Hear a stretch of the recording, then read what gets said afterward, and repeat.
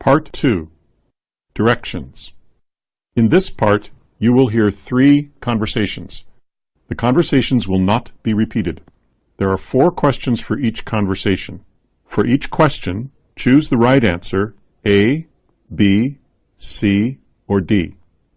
Then on the answer sheet, find the number of the question and fill in the space that corresponds to the letter of the answer you have chosen. Questions 9 to 12.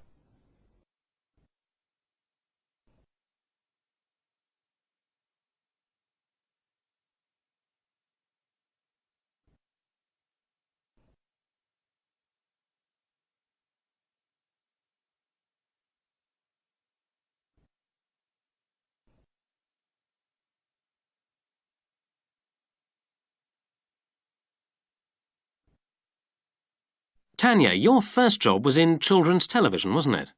When I was asked to audition for a job presenting on children's television, I didn't want to do the job at all. I'd always wanted to be an actress and had done a lot of acting at college. In fact, it was the closest thing to acting that I could possibly have chosen, because it was presenting a live programme, so having been on stage in college productions came in handy. In those days, we didn't have talkback. You know, that's where you have a little gadget stuck in your ear and you can hear the producer talking to you. So we had to rely on signals from the floor manager, which worked fine. You had an extraordinary boss, didn't you? Yes, Paul Broadley.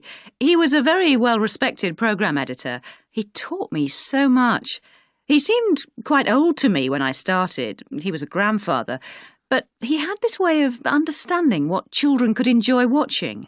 He was absolutely determined to produce the best children's television, whether it was something about wildlife on safari or how to make a chocolate cake. He was devoted to the programme, completely single-minded about it, and expected us to feel exactly the same. But you enjoyed it. Oh, yes. And there was always something different. I even did parachuting for the programme. There I was, leaping out of this aeroplane with the cameras on me, trying to smile, although it was pretty scary. The stupid thing was that the jump went fine, but I fell over running back to the car carrying the parachute and broke my ankle. I thought my boss would be furious, but in fact he was okay about it. And I was amazed that lots of the children who watched the programme sent me cards. One even sent me a cake. And your daughter is Maddie, the singer and model. Did she always want to be famous? Well, we always had a lot of music in the house when she was young. I wouldn't say that I knew that she would do something special. I had to persuade her to learn an instrument. But I do remember one day she was supposed to be doing her homework, and my husband came down the road, and there was Maddie leaning out of the window playing her flute for all she was worth. It was a nice sunny day, and people were stopping and listening. And Maddie was bowing and really enjoying the attention. And she still does. Oh, well, these days, years later, when I watch my daughter singing in front of a big crowd, there's always this curious thing. I suddenly realise that practically everyone is thinking that she's brilliant. It's not just me thinking that's my little girl. It's the whole room sharing the experience. It's not all roses, though. When Maddie had a bad patch with her singing career, she was taken on.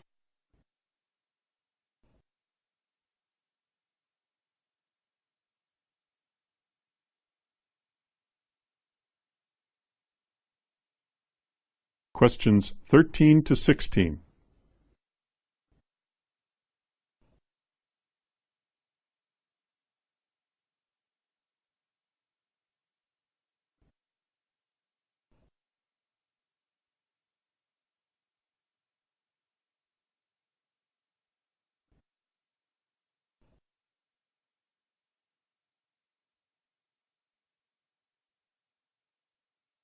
I'm sure that's effective.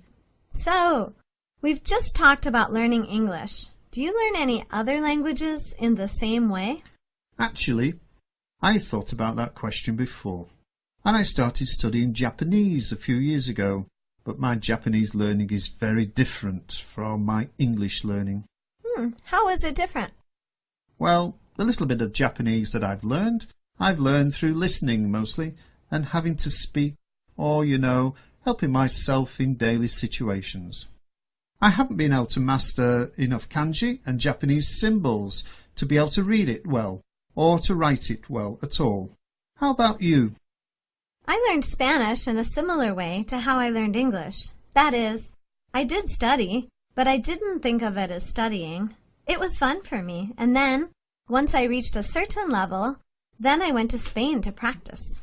But with Japanese, I haven't reached that level yet. Doesn't work anymore, so yeah, I've been trying to learn Japanese for a few years, but I think my brain has just become lazy. It's interesting. Maybe our brains tackle every language in a different way. I don't know. Maybe so. Do you think age matters for language learning? I would like to say no, but I think there are different factors. So surely, when you're young, you learn faster. And I think especially because there's nothing else that's occupying your mind. You're just studying. Maybe you go to high school or even university, so it's easy to take on another subject. So age might have something to do with it. But I have this old friend who retired and then started studying French successfully. So I think it has a lot to do with your motivation, maybe. Your interests, maybe? That's right. I was just going to say maybe more so than age. Yeah, maybe when you're young you might be more eager to learn, but if you have the same kind of motivation when you're older, then why not?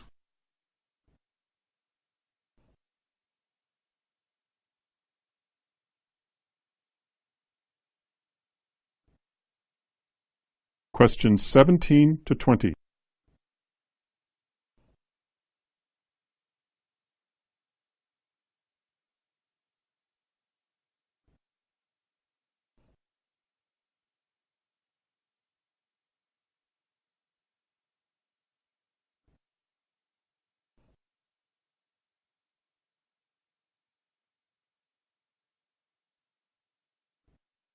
Felipe, you have been to the Galapagos Islands? No. But you lived in Ecuador, right? Yes, well, you know the problem is that travelling to the Galapagos is really expensive for us. What do you mean for us? Is it expensive for Ecuadorians? Yeah, for nationals. For people who live in Ecuador, it's quite expensive because, you know, since the Galapagos attracts so many tourists every day, hotels and food and travel are so dear. So you know we cannot travel there because we can't afford it. But tourists, international tourists, can afford it to go. That's weird. I had the idea that Galapagos is part of Ecuador, so I thought a lot of Ecuadorians would go there. So who goes to the Galapagos Islands? Well, actually there's, 1 out of 10 Ecuadorians maybe might have travelled to the Galapagos. But why do you think it's so expensive to travel there? Well, because, as I just mentioned, thousands of tourists go there, and the islands can't support so many tourists every day. Let's suppose that if prices were really low, then more and more people would go there, and there might be environmental problems or just pollution, and those kinds of issues. So people in the Galapagos, their strategy has been to raise prices so that fewer visitors can go there and the environment isn't jeopardized. That is true. I guess that makes sense, but being from Ecuador and not being able to see your own country, it doesn't make so much sense. I wonder how that can be solved. Well, I don't really know, but maybe we have other options. We can travel to the Amazon region, which is maybe the same, as beautiful as the Galapagos, but you can travel to the highlands. Ecuador is a quite beautiful country. It's not only about the Galapagos, it's also about the different regions, the people, the food and the culture. Maybe the government should do something because people in Ecuador want to travel to the Galapagos, but it's really sad that we can't. It is quite sad. Actually, I believe Ecuadorians should have more rights than the tourists to go to the Galapagos. Yep, we should have more rights, but sadly we don't. So yeah, something should be done maybe. Hopefully something will change. Yeah, I hope so too.